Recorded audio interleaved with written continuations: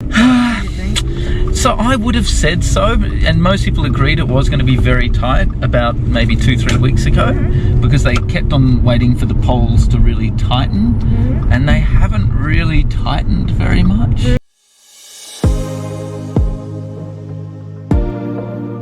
Sorry, I'm late. How are you? Thanks. Thanks for driving me. It's actually not raining that badly now anyway. I probably could have walked. We've just nailed down the foreign minister's debate for Friday. So that's why my boss just got me on the phone. I was like, I need to go. And he's like, no, there's 2 things before you go. You're always on the phone. Leave me alone. I think we met in the band event in the lobby. Yeah. No, we did. Gosh, how long ago was it? Not a few weeks. Oh, it's you. Yeah. Oh man, it's The Quad has now found its feet and is pursuing some ambitious projects. One of the hardest challenges might be internal rather than from China. So it's going to be at the National Press Club now. With the National Press Club, Wong and Payne, they finally agreed. It was going to be in Sydney, but now it looks like it's going to be in Canberra. That's going to be really exciting. Well, it's good to have foreign policy in an election, yeah? I mean, that's not bad. Yeah, So they vote already in Canberra? Okay. They're not at the moment, but they will be. I think originally it was going to be in Sydney. They were very keen on Sydney. But yeah, they then moved it to Canberra. Why exactly, I don't know. But I'm very, very glad it's going to happen. Because it's going to be much more interesting that way. Who's going to be attending the debate? Anyone can attend the debate? I guess so, yeah. I mean, I guess it'll be an open audience sort of thing. At least I hope it will be. They haven't really explained what the format will be yet, but I suspect they're still working it out. It's a bit tricky though. I can't because the ABC's involved or indirectly now. I would love to attend. I would love to see that debate. Yeah, no, it'll be really, really interesting. Payne was not that keen on it, but I think she worked out that if she said no, then everyone would accuse her of cowardice and trying to avoid Wog. I don't think she'll be looking forward to it that much.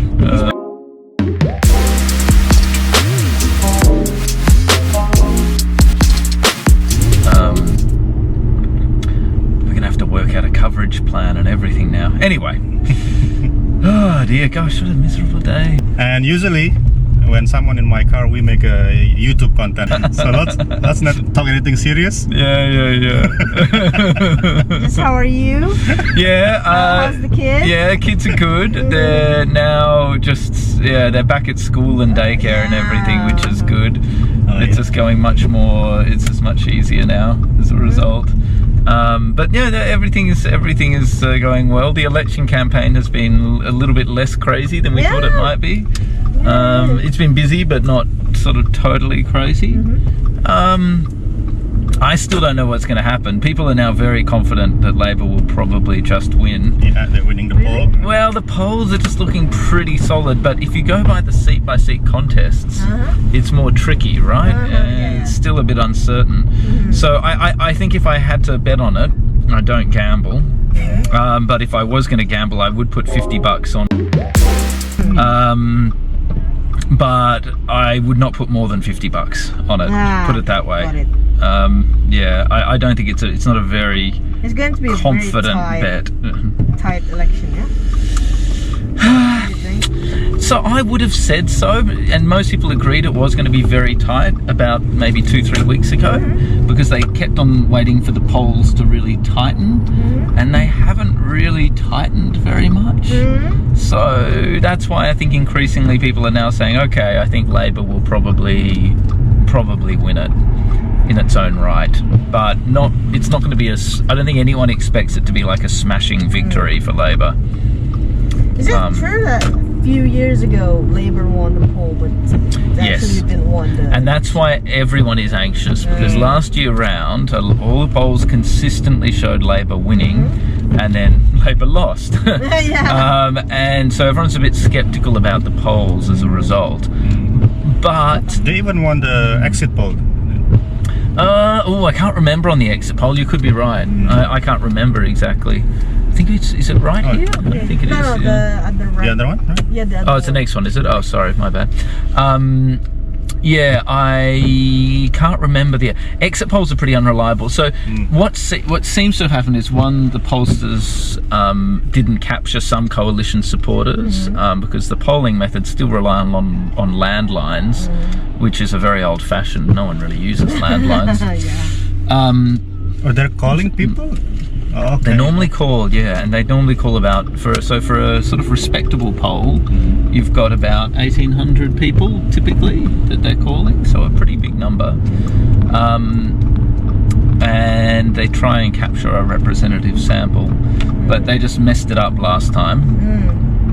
Or at least they just didn't capture a lot of people. The other thing is that it probably moved very late to the coalition last time, so there was a late hesitation from people who were saying, yeah, I'm going to vote Labor, and we're telling pollsters, and then they got in there and they really, at the last few days, they're like, oh really, we don't really like Shorten that much, seems a bit unreliable, he's got a big agenda, we don't really trust him,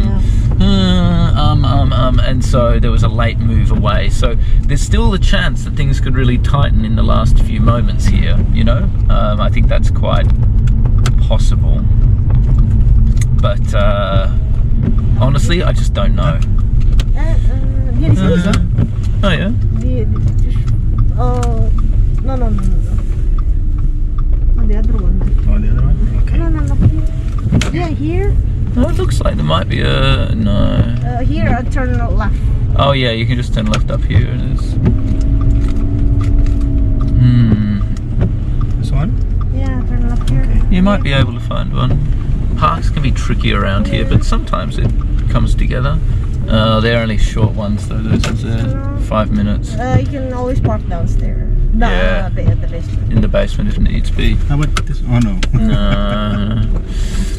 Reserved. Honestly, very tempting. I admire anyone who doesn't abuse diplomatic plates. You can't do it. Or They never pay the... they never pay their fines. Oh yeah, here we are. Oh, lovely. Never pay their fines. Yeah, it's terrible. Every so often DFAT sends them an angry notice and they just ignore it. Well, not even angry, they just say, please pay your fines, and they just go, no. We read it on Canberra Times. Yeah. Our office kind of, our ambassadors kind of, no, you have to pay fine. If you got Good man. Yeah. We have the same. If anyone gets fined overseas, but they have to pay. I mean, it's what a grown-up country does, right? Honestly, it's appalling not to pay. You have to be respectful. Yeah, exactly. I think it's very poor form not to pay. There you go. And the vast majority of Stephen Dziedzic, ABC News.